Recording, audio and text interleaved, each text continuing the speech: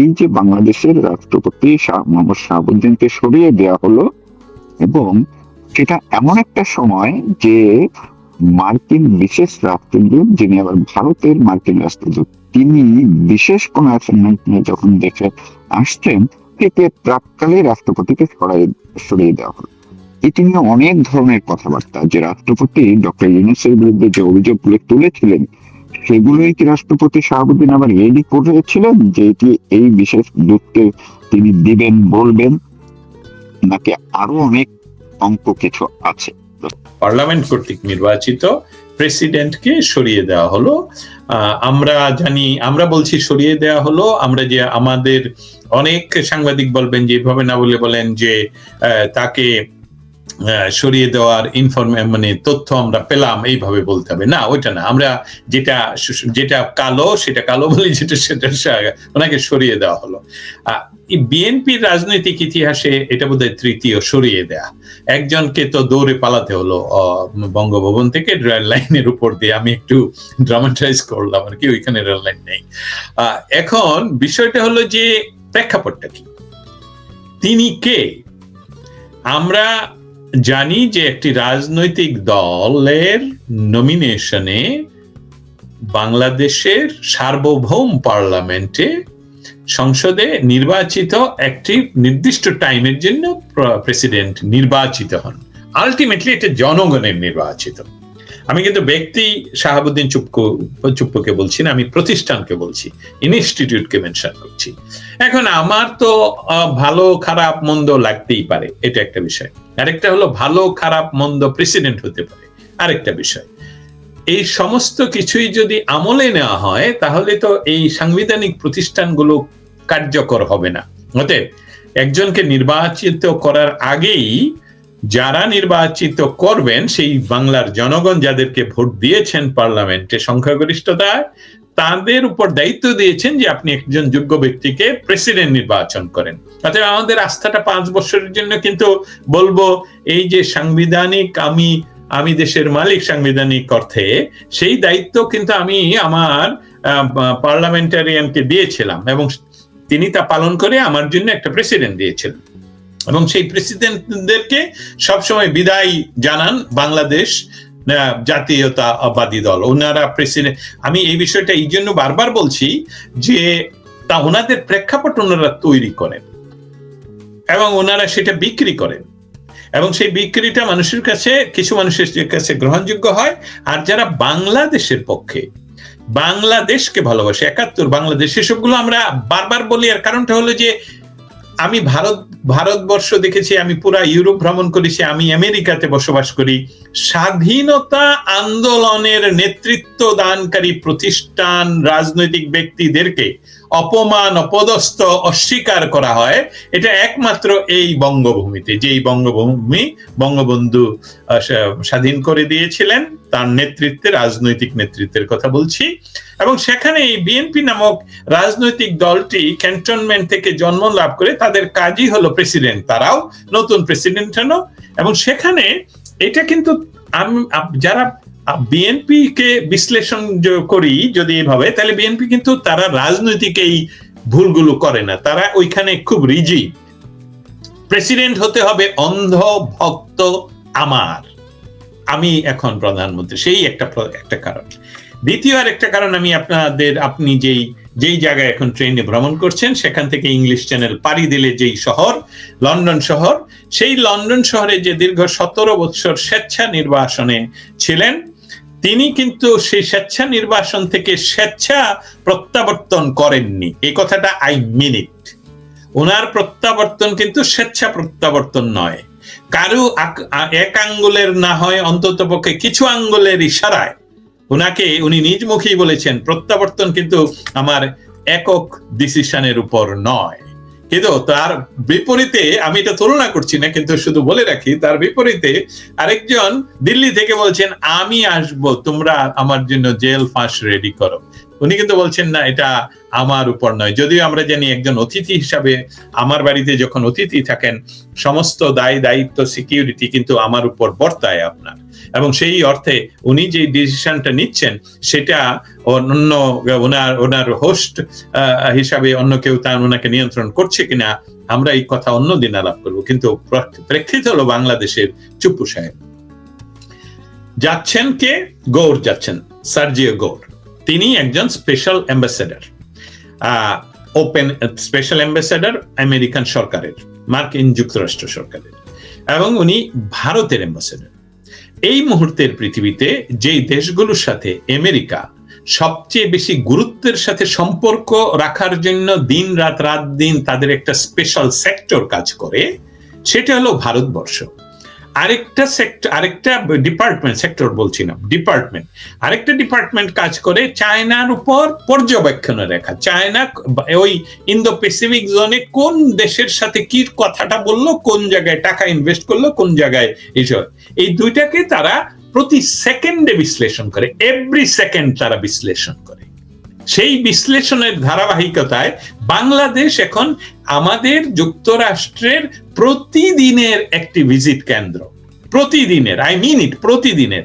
আপনারা হয়তো জানেন একজন সিআইএ এর এক্স সিনিয়র এজেন্ট এখন এই মুহূর্তে ঢাকায়, উনি 31 তারিখ পর্যন্ত থাকবেন। আপনারা আমার ফেসবুক ফলো করলে দেখবেন। আমি জানি না উনি কেন, এবং ওনার মতন হাই প্রোফাইলের মানুষদেরকে আমাদের যুক্তরাষ্ট্র সরকার বিভিন্ন সময়ই আমরা ফিল্মে দেখেছি ডেকে আনে যে তোমার একটা স্পেশাল কাজ করতে হবে, you have to go there. So উনি আবার একজন বাংলাদেশিকে বিয়ে করেছিলেন, সেই বিয়েটা টিকে আছে কিনা আমার সেই তথ্য নেই, অতএব এটা এরকম। এই একটা তথ্য গেল। গৌর যাচ্ছেন আমাদের যে সশস্ত্র বাহিনীর, মানে আমি শব্দটা সঠিক বলি কিনা আপনি ঠিক করে দিতে পারেন, আমাদের সেনাবাহিনীর প্রধানকে আমি বলি সশস্ত্র বাহিনীর প্রধান, কিন্তু সেনাবাহিনী মিন করি। সেনাবাহিনীর প্রধান তিনি অস্বাভাবিক লম্বা সময়ের জন্য তুরস্কতে গেলেন, এবং তার সাথে অনেকগুলো জেনারেল লিস্ট কিন্তু আমি দিয়েছি ইয়াতে আমার ফেসবুকে। এবং উনি যাওয়ার আগে প্রেসিডেন্টের সাথে কিন্তু বিদায় নিয়ে গেলেন, দেখা করে গেলেন, এবং উনি গেলেন 20 তারিখে। উনি যাওয়ার ঠিক আগ মুহূর্তে অথবা ঠিক সেই মুহূর্তে যে বুদাপেস্ট প্রবাসী, এখন কোথায় থাকে আমি জানি না, তিনি ফেসবুকে বলে দিলেন যে প্রেসিডেন্ট কিন্তু থাকছেন না। এই ডটগুলো আমাদের মিলাতে হবে। আমাদের বাংলাদেশের কোন নিউজ আউটলেট, কোন নিউজ কিন্তু প্রথম বলেনি যে প্রেসিডেন্ট থাকছেন না।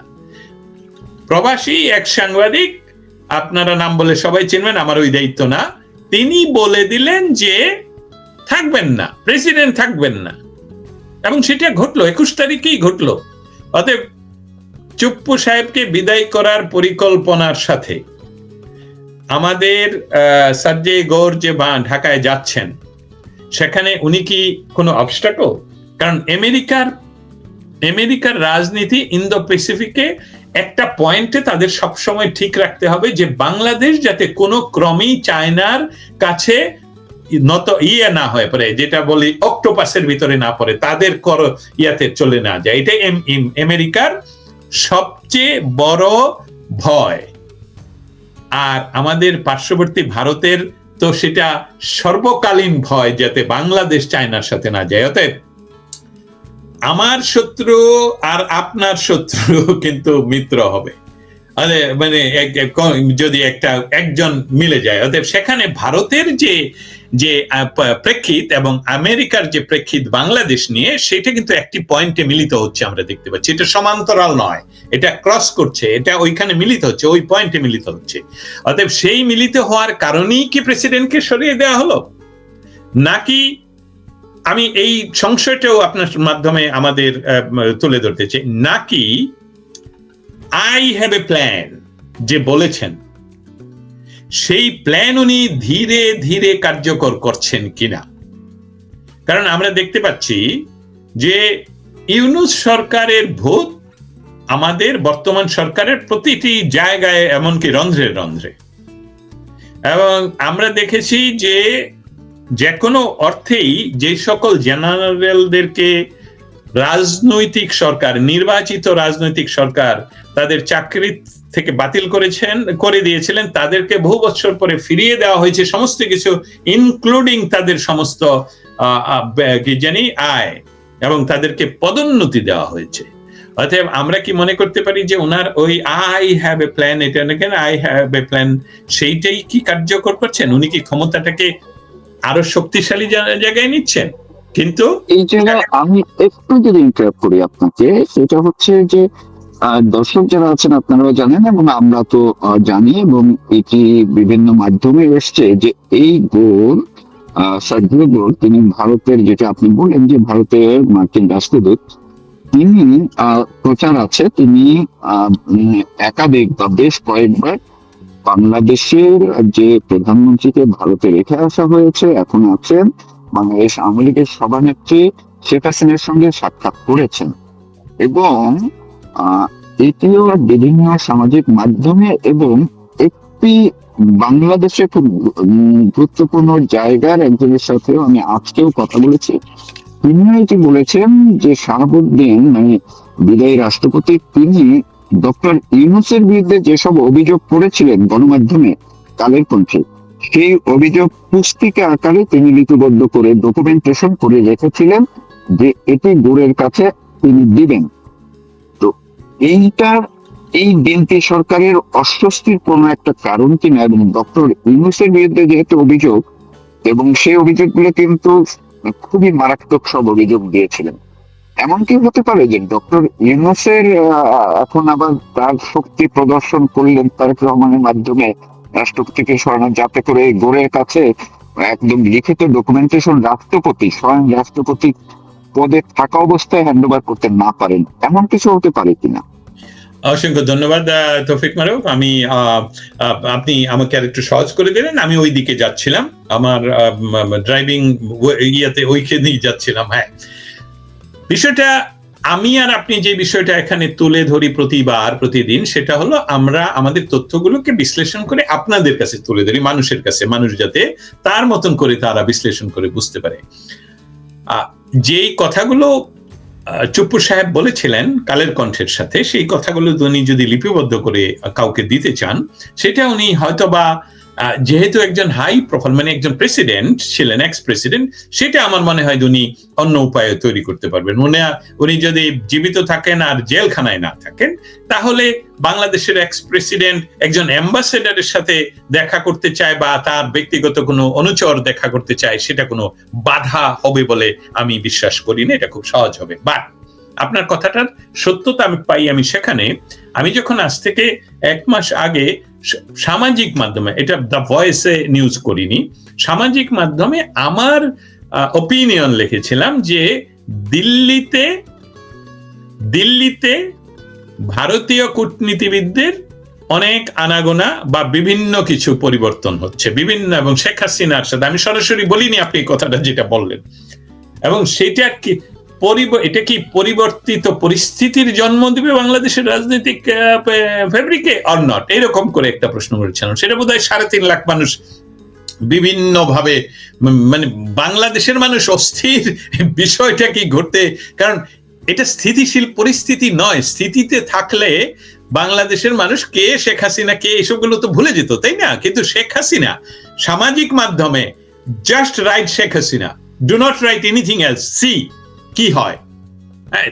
এইটাতে আপনি আজকে একদম হাড়ি ভেঙেই দিলেন যে হ্যাঁ, সেখানে অনেক কিছু ঘটছে দিল্লিতে, এবং সেটার পরিপ্রেক্ষিতে ডক্টর ইউনূসের যে বলয়, সেটা সংকুচিত হতে হতে এখনো যেটা সুপারলি তার সাথে সংযুক্ত, সেটা হলো আটলান্টিকের এই পারে, মানে আমি যেখানে, এখানের সরকার নয়, এখানে যারা পারিবারিকভাবে খুব শক্তিশালী একটা অবস্থানে, তাদের, এবং তারাই একটা অংশের, আমি আরো বলতে পারি জর্জ সরোসের ফান্ডিং এ সেখানে যারা অ্যাক্টিভ, তাদের কাজ হতে পারে এটা না, অস্বীকার করার তো উপায় নেই। কারণ আমরা দেখতে পাচ্ছি এখানে একটা ভূমিকম্পের মতো পৃথিবীর ইতিহাসে আমরা ঘেঁটে দেখতে পারি, এখনো পর্যন্ত আমার জানা ইতিহাসে, যে কোনো ব্যক্তি এবং রাজনৈতিক ব্যক্তি যার দেশে গেলে ফাঁসি হবে, সে আমি দেশে আসছি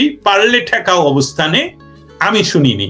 আমি ভুল করলে, আমি যদি মিথ্যা মানে আমি মিথ্যা নয়, আমার যদি ভুল তথ্য থাকে আপনারা আমাকে ইনবক্স করবেন, এখানে জানাবে, আমি শিখে নেব।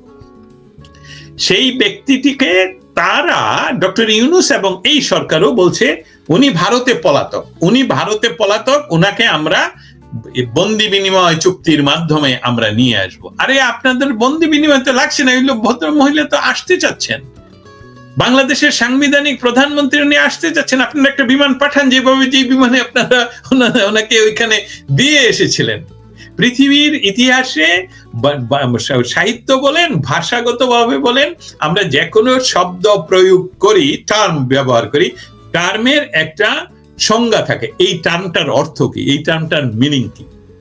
পালিয়ে যাওয়া তো একটা টার্ম, তাই না? পালিয়ে যাওয়া, এটার তো একটা সংজ্ঞা থাকতে হবে, যেটা পালিয়ে যেতে যায় কারা, পালিয়ে কিভাবে যায়, কোনটাকে আমরা বলবো পালিয়ে যাওয়া, আর কোনটাকে বলবো জোরপূর্বক আপনাকে কোনো স্থানে নিয়ে বলা যে ভাই আপনি এখানে এখন সিকিউরিটির জন্য আপনি থাকবেন, আপনাকে আমরা সিকিউরিটি দিতে পারবো না। ঠিক একই কারণে আমি বলছি যে তিনি যখন ডিক্লেয়ার করলেন যে আমি দেশে আসব, তাদের গদি নড়ে গেল, তারা সন্ত্রস্ত, সেটা একটা কারণ।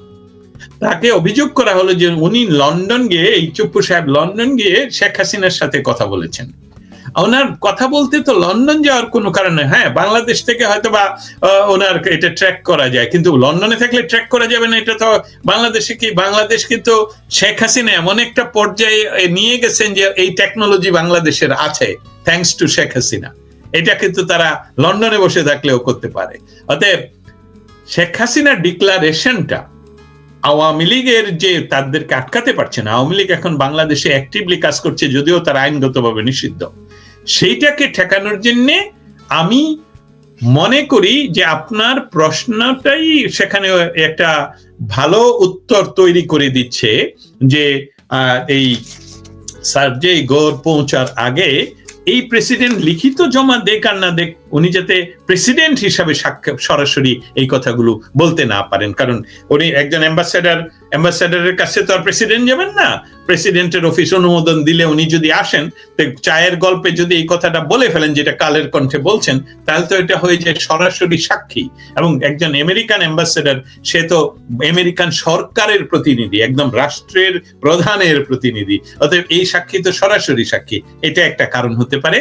আর দ্বিতীয় কারণটা আমি একটু আগেই বলছি যে তারা কিন্তু ভুল করে না, তারা তাদের একেবারেই অনুগত মানুষকে প্রেসিডেন্টে রাখে, কারণ বিপদের সময় এই খুঁটিগুলো খুব ইম্পর্টেন্ট থাকে, যেটা বিএনপি বারবার প্রমাণ করেছে যে আমি বলবো যে আওয়ামী লীগ যেহেতু বিশ্বাস করে জনগণের উপর, যেহেতু আওয়ামী লীগ আস্থা রাখে জনগণের উপর এবং ভালো মানসিকতার উপর, আপনার মনে আছে বিচারপতি শাহাবুদ্দিনকে ওনারা ফিরিয়ে এনে প্রেসিডেন্ট করলেন।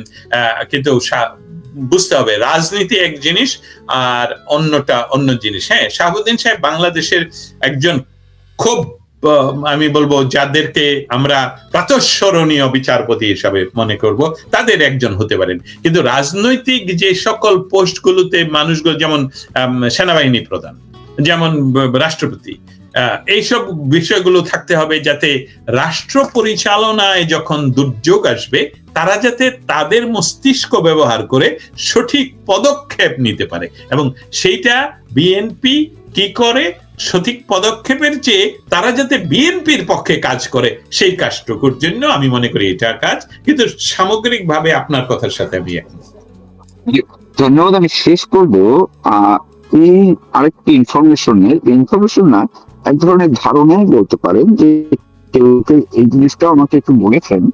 সেটা হলো যে এই 2 বছরের মধ্যে, মানে 2024-এর 5ই আগস্টের পরে মার্কিন তৎপরতা যতটা দৃশ্যমান হয়েছে এবং যে স্রোত যেদিকে ছিল, অর্থাৎ খোলামেলা বললে যে ডক্টর ইউনূস কিংবা বিএনপি, জামাত অথবা এনসিপি, এই বলয়ের মধ্যে মার্কিন কর্মকর্তারা, দূতেরা, যারাই অ্যাম্বাসেডাররা, তারা ঘোরাফেরা করেছেন।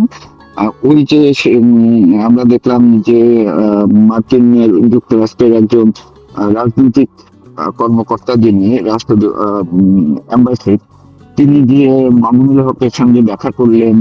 এই কাণ্ডকীর্তিগুলো করছেন, এনসিপির সাথে কয়েকদিন পর পর মিটিং করেন। কিন্তু এই প্রথম সার্জিও গোর আসার মধ্যে দিয়ে ভিন্ন একটা, অর্থাৎ এই 2-2.5 বছরের স্রোতের ভিন্ন ধর্মী কোন একটা পূর্বাভাস অনেকে পাচ্ছেন, যে একটা নতুন বাংলাদেশের রাজনীতি বা সরকার বা টোটাল এই 2 বছরের একটা ভিন্নতর পরিবেশ পরিস্থিতির দিকে নিয়ে যেতে পারে গড়ের এই জার্নিটা, এবং যেটা বিএনপি সরকারের জন্য তারা অনেকটা অস্বস্তির মনে করছে।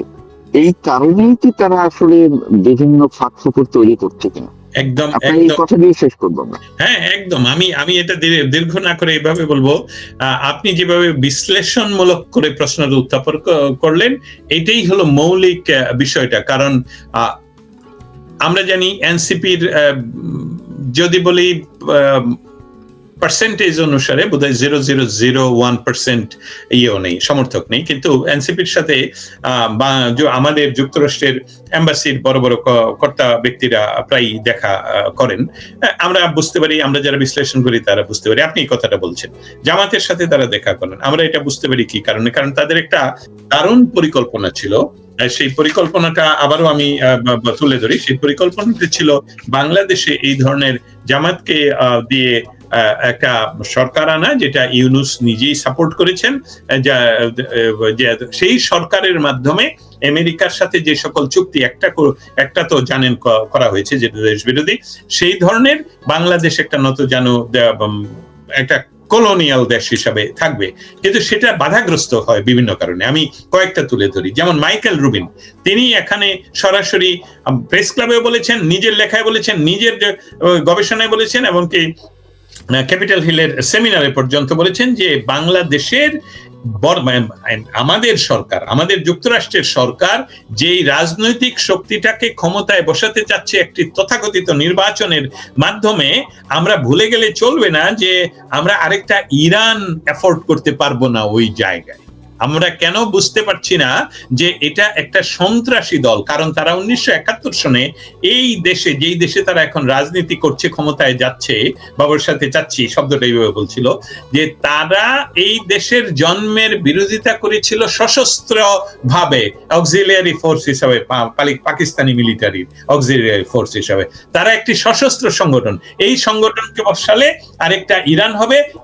ইরানকে আমরা যত সহজ মনে করেছি, এটা কিন্তু 2 বছর আগের কথা বলছি, 1 বছর আগের কথা বলছি, ইরানকে আমরা যত সহজ মনে করেছিলাম যে এটা যে কোনো সময় আমরা ইয়ে করে দিতে পারি, আমরা পারছি না, করতে পারছি না। ইরানকে 55 ইয়ার্স ধরে তারা ক্ষমতায়, একই তাদের লেয়ার, তাদের যে বিভিন্ন লেয়ারে তৈরি, যে এই চলে গেলে অমুকটা, সেই একই জিনিস তো বাংলাদেশে ইমপ্লিমেন্ট করা হলো এই রাজনৈতিক সরকার বা রেজিম চেঞ্জে, এবং তাদেরকে যদি বসিয়ে দেওয়া হয় তাহলে তাদের কাছ থেকে কিন্তু আমরা আর ফিরিয়ে আনতে পারবো না এই দেশটাকে। এটা আরেকটি ইরান হিসাবে এখানে শক্তিশালী অবস্থান করবে। এটা একটা দিক। আরেকটা দিক এখানে দেখতে হবে যে আওয়ামী লীগের কার্যক্রম কি, যদিও তারা নিষিদ্ধ, কিন্তু গত নির্বাচনে, এটা বোধহয় আপনার একটা হোমওয়ার্ক হতে পারে, যে ইফ ইউ হ্যাভ টাইম, যে গত নির্বাচনে প্রতিটা জায়গায় যেখানে বিএনপি জয়লাভ করেছে, প্রতিটা এমপি কিন্তু আমার কাছে তথ্য অনুসারে তারা আওয়ামী লীগের ভোটারদের প্রতি, এমনকি স্থানীয় আওয়ামী লীগের নেতারা যারা স্থানীয়ভাবে থাকতে পারছেন না, তাদের কাছে ফোন করে, ভাই তোমার ওই 10টা লোককে কিন্তু বলে দিতে হবে, ওই 15টা লোকে, কারণ তাদের 2 জনের ভাষা এক ছিল। আজকে এতদিন পরে এটা বলাই যায়, তাদের ওই 2 নেতারই ভাষা এক ছিল, যে আমাদের 2 জনের কিন্তু জামাত ঠেকাতে হবে। হ্যাঁ, জামান না ঠেকালে ওই ইরান আরেকটা এফোর্ড করতে পারবে না। অতএব আপনি অনেক এমপি মন্ত্রী, সাবেক এমপি মন্ত্রীর সাথেও তারা যোগাযোগ করেছে, কথা বলেছে, ভোট ব্যাংক তাদের পক্ষে কাজ করতে বলেছে, রিকোয়েস্ট করেছে, এগুলো এখন সরাসরি, একদম সরাসরি। অতএব আপনার কথায় যে হ্যাঁ, তারা, আমি যেটা এখনো পর্যন্ত ধারণাটা করতে পারছি, আপনি যেই 2 ধারায় বিশ্লেষণ করলেন, আমার ধারাতে আমি নিয়ে আসে সংক্ষেপে নিয়ে চিন্তা করি, সেটা হলো তারেক তার ক্ষমতাকে আরো কনসেন্ট্রেট করতে চাচ্ছেন, এবং এই জন্য সার্জে গড় যাওয়ার আগে ওনাকে সরিয়ে দিয়ে প্রমাণ করলেন যে আই ক্যান ডু ইট, আমার কাছে ক্ষমতাটা আমার কাছেই আছে। এবং এই যিনি কি ওয়াকার সাহেবকে আরো দুর্বল করা হলো, এটা হলো আমার ধারণা। কারণ ওয়াকারের একটা সঙ্গী ছিল, দুইজন দুইজনের উপর নির্ভরশীল ছিলেন, সেটা উনি আইসোলেট করলেন, এটা আমার ধারণা। কিন্তু সার্জেই গোর তথ্য নিয়ে যাচ্ছেন অন্যটা, বাংলাদেশের প্রতিটি উপজেলা পর্যন্ত আমেরিকান বিভিন্ন সংস্থা এমনকি স্কুল ইউনিভার্সিটির ছাত্রছাত্রীদেরকে ইউজ করে তথ্য সংগ্রহ করা হয়েছে আওয়ামী লীগের শক্তি এখনো আছে কিনা, না এটা মাঠ পর্যায়ে ধ্বংস করে দেওয়া হয়েছে কিনা, এটা কি সম্ভব হয়েছে কিনা। এই ফাউন্ডেশন ভেঙে তাদের তথ্য হলো যে 4 কোটি মানুষ সরাসরি ওদের ভোটার হিসাবে অবস্থান করছে, 4 কোটি অতএব তারা ভাবলো যে যেই সিগনেচার যেই বিজনেস কন্ট্রাক্ট আমরা করলাম, এটা যদি আওয়ামী লীগে তাদের রাজনৈতিক শক্তি দিয়ে ফিরে আসে তাহলে তো প্রথমে সেই বাতিল করবে, কারণ ওনাদের লিডার তো আমাদের কথা জীবনেও শুনে নেই ওই অর্থে, তাদের স্বাধীনতা বাংলাদেশের সার্বভৌমত্বের অর্থে। অতএব সেখানে কিভাবে ওই যে যেটাকে আপনারা বলেন সমঝোতা, এই সমঝোতার কাজেই বোধহয় যা হচ্ছে এবং দিল্লিতে অনেক কিছু ঘটছে, এটাই আমার ধারণা। অসংখ্য ধন্যবাদ।